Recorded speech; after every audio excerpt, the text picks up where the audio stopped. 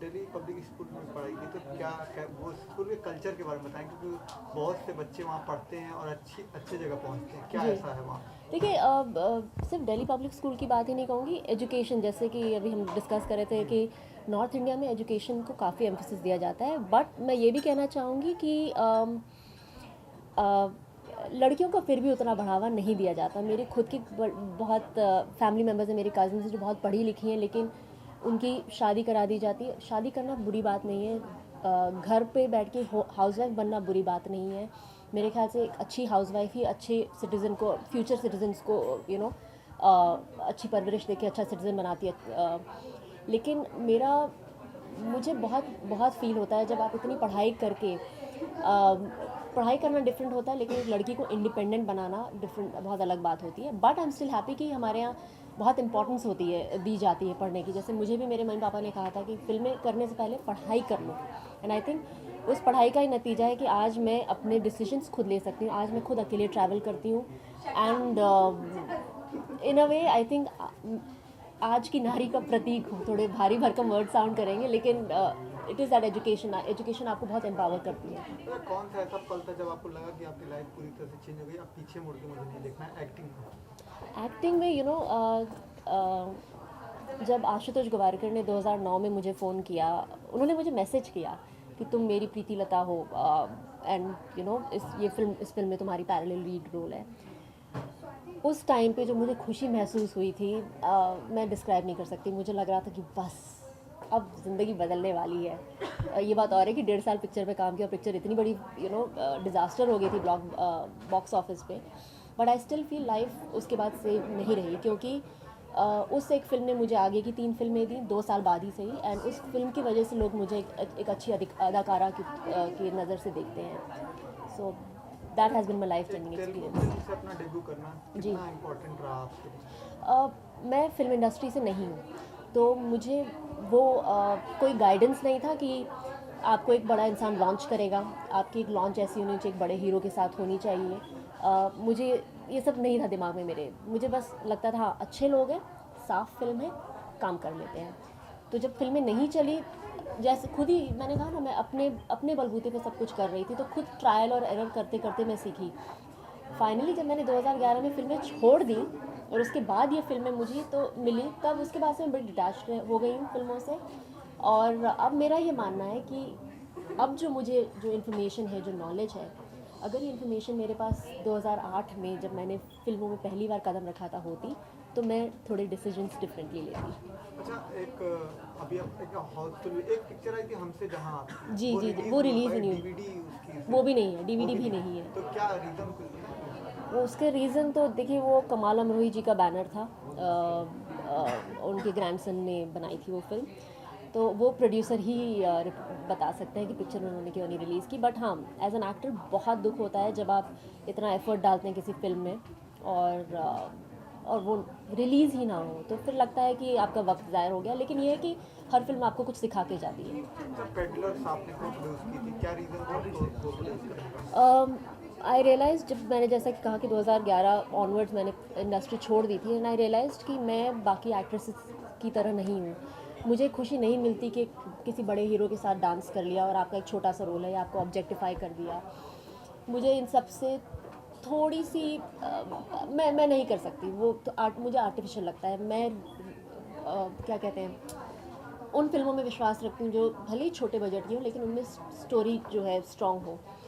तो जब मैंने इंडस्ट्री छोड़ दी थी, मैं गुनीत और अनुराग इन लोगों को जानती थी, तो गुनीत का मैसेज आया कि हम लोग फिल्म कर रहे हैं, क्राउड फंडिंग कर रहे हैं, तुम इंटरेस्टेड होगी क्या? तो मैंने कहा क्यों नहीं, वाई नॉट। एंड गुनीत का मैंने फेसबुक पे एक्चुअली पोस्ट देखा था, and I said why not. अगर मैं चलो एज एन एक्टर नहीं कर रही हूँ, but I should contribute in good cinema.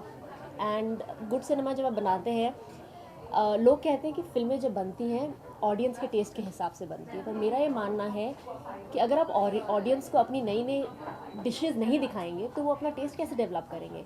तो आई ऑलवेज़ बिलीव, जैसे अनुराग ने उड़ान बनाई, उड़ान चल गई, तो फॉर्मूला फिल्म्स अब नहीं चल रही हैं, and I think it's very important कि अब हम स्क्रिप्ट ओरिएंटेड फिल्म्स को बढ़ावा दें। And I think that was the reason I thought चलो why not make a good film. आपने भी कहा कि मैं भारी भरकम नारी तो आमिर खान को कितना फॉलो करती हैं कि मुझे सच तो में वो लगता देते है हैं? हाँ जी ओके मेरी फ्रेंड्स मुझे कहती हैं कि तुम फीमेल आमिर खान हो सिंपली बिकॉज बट ये बात और है कि आमिर खान जी बहुत बड़े सुपरस्टार हैं और बहुत ही सक्सेसफुल हैं। मैं अपने लेवल पे हूँ लेकिन मैं उनको बहुत रिस्पेक्ट करती हूँ and I think he is one actor जिनके पाथ को मैं फॉलो करना चाहूँगी तो जिसको मैं इम्बाइब करना चाहूँगी। आई थिंक बहुत अच्छे एक्टर हैं, बहुत ही रिस्पॉन्सिबल सिटीज़न हैं एंड उनके काफ़ी सारे सत्यमेव जयते के एपिसोड्स में देखती हूँ। शायद आप मुझे कंफर्मेशन नहीं है कि हरामखोर में भी आपको प्रोड्यूस जी कर रहे जी हैं। मैं को प्रोड्यूसर हूँ हाँ तो नवाजुद्दीन सिद्दीकी जी जी। तो क्या कैसे आपको नवाजुद्दीन सिद्दीकी के बारे में क्या कहना है, कैसे एक्टर है वो? नवाज़ तो डायनामाइट है, डायनामाइट। वो अगर आई थिंक चुप रह के बस फ्रेम में देख ही लें तो that is more than enough. And उनके साथ मैंने एक फ़िल्म की है द माया टेप जो बिकॉज छोटी फिल्म है, प्रोड्यूसर्स नए हैं, थोड़ा वक्त लग रहा है रिलीज़ होने में एंड आई होप वो फिल्म जल्दी रिलीज़ हो। नवाज़ बहुत ही अनअज्यूमिंग है, डाउन टू अर्थ हैं, हम्बल हैं एंड अब तो मज़ा ये आता है कि जब मिलते आ रहे तुम तो मेरी प्रोड्यूसर हो करके जोक करते हैं एंड पहले मैं उनकी एक्टर हूँ और बाद में फिर उनकी प्रोड्यूसर हूँ। आप अपने फादर के साथ उनके बिजनेस में भी लगी रहती हैं जी कुछ वेंचर्स का, तो उसके बारे में भी हमें बताएं। जी हम लोग वेंचर कैपिटलिस्ट हैं। मेरे फादर का बिज़नेस लंदन में है, सिंगापुर में है और अब हमने रोम में एक ऑफिस खोला है एंड हम लोग फंडिंग करते हैं बहुत बड़े बड़े प्रोजेक्ट्स की साउथ ईस्ट एशियन रीजन में, लेकिन अब तक इंडिया में कोई फंडिंग नहीं की है एंड फिल्मों की फंडिंग नहीं करते अच्छा, ये अभी हाल में अभी कुछ दिनों पहले आपने एक फिल्म और आपको अप्रोच किया गया था, आपने शायद मना किया, कुछ ऐसा हुआ था? फिल्मों तो देखिए फुकरे के बाद पिछले 1.5 साल में मुझे आई थिंक करीब 40-50 फिल्मों के ऑफर्स आ चुके हैं बट कभी फिल्म की स्टोरी एक्साइट नहीं करती, कभी डायरेक्टर का विजन आपके साथ नहीं मैच करता, कभी आपका रोल अच्छा नहीं होता, कभी पैसे अच्छे नहीं होते क्योंकि आई थिंक आर्टिस्ट भले कितना बड़ा हो या छोटा हो एक रीजनेबल अमाउंट ऑफ मनी उसको मिलनी चाहिए एंड जस्ट बिकॉज कोई आर्टिस्ट नया हो आपको कई बार लोग एक्सपेक्ट करते हैं कि आप फ्री में काम कर लेंगे विच इज़ समथिंग जो आई डोंट बिलीव इन। तो आई थिंक कहीं ना कहीं वो तालमेल नहीं बैठा। तो यस फिल्में काफ़ी सारी रिफ्यूज़ हो चुकी हैं अब तक but I don't regret it. अच्छा, फुकरे में जो आपके परफॉर्मेंस को रिकॉग्नाइज किया गया वो कितना अच्छा लगा आपको, और वहाँ से क्या टर्निंग पॉइंट है? वहाँ से टर्निंग पॉइंट ये रहा कि आप जैसे मीडिया लोग मुझे पहचानने लगे हैं and audience of course like जब ट्रैवल करती हूँ तो कई बार लोग आ जाते हैं कि अरे आपको फुकरे में देखा, नीतू मैम, मैरिज ऑफर्स आ गए काफ़ी सारे शादी के एंड तो अच्छा लगता है जब लोग आपको पहचानते हैं। तो आई थिंक बहुत बड़ा डिफरेंस है फुकरे के शादी बाद। के क्या प्लान हैं? शादी के किसी प्लान्स बिजनेस टाइकून से करनी है या उसमें? नहीं, बिजनेस टाइकून वाइकून ये नहीं है। मेरे मम्मी पापा ने हमेशा मुझे सिखाया कि पैसा लाइफ में आता और जाता रहता है, तो लड़के के पास पैसा कितना है ये देख के तो शादी नहीं करूँगी मैं। लड़का कल्चर्ड होगा, पढ़ा लिखा होगा, माँ बाप की रिस्पेक्ट करता होगा तो देखेंगे, बट हाँ शादी जल्दी कर लूँगी। कोई क्रश क्रश से करना है जी या? मैं बता ही देती हूँ, सीक्रेट बता ही देती हूँ, मेरी ज़िंदगी में है कोई लेकिन मैं उनका नाम नहीं लूँगी एंड होपफुली जल्दी शादी भी कर तो बस लूँगी। यही पूछना चाहूँगा कि वो बिजनेसमैन है या नहीं वो बिजनेसमैन नहीं है, एक्टर? नहीं। एक ख़ानदान में एक ही इंसान शीशे को देखे काफ़ी है। और क्या कहना चाहेंगे, अपकमिंग कुछ और भी प्रोजेक्ट्स आ रहे हैं आपके कुछ? मैं साउथ में काफ़ी फिल्में करती हूँ। फुकरे के बाद मैंने 4 साउथ इंडियन फिल्म्स की हैं तो मेरी भी 2 और फिल्म्स रिलीज़ होने वाली हैं। अच्छा, द मोस्ट सेक्सिएस्ट खान इन बॉलीवुड? आमिर खान। आमिर खान। और क्या कहना चाहेंगी, आपको कैसा लगता है जब आपको लोग रिकॉग्नाइज करते हैं? मैं अभी 3 महीना बाहर रह के वापस आ रही हूँ। जब मैं एयरपोर्ट पे थी मैं बड़े नॉर्मली चल रही थी एंड सडनली किसी ने कहा अरे आपको फुकरे में देखा था, इमिग्रेशन ऑफिसर ने कहा। तो एक सेकंड के लिए मैं थोड़ी हैरान हो गई क्योंकि मैं भूल गई थी कि मैं एक्टर हूँ, मुझे लोग पहचानते हैं। तो अच्छा लगता है बट मैं अपने आप को ये याद दिलाती रहती हूँ कि मैंने एक फुकरे फिल्म की थी 1.5 साल पहले जिसमें एक मेरा अच्छा सा किरदार था, लेकिन मुझसे बड़े भी काफ़ी सारे अदाकाराएँ हैं and I should remember to stay humble. तो ये आपने माया टेप में जर्नलिस्ट का किरदार, तो जर्नलिस्ट के बारे में आप क्या कहना चाहेंगे? क्या होता है एक्चुअल और रियल और फिल्म में? आई थिंक जर्नलिस्ट का काम जो है बहुत डिफ़िकल्ट काम होता है क्योंकि कई बार जर्नलिस्ट के अपने खुद के आइडियल्स होते हैं बट आजकल इतना कम्पिटिटिव वर्ल्ड है कि उनको अपने आइडियल्स को छोड़ के कई बार सर्टन स्टोरीज डिफरेंट नज़रिए से रखनी होती है, तो वो आई थिंक काफ़ी फ्रस्ट्रेटिंग भी हो सकता है। बहुत हार्ड वर्किंग जॉब है, लेस पेइंग जॉब है, ओके।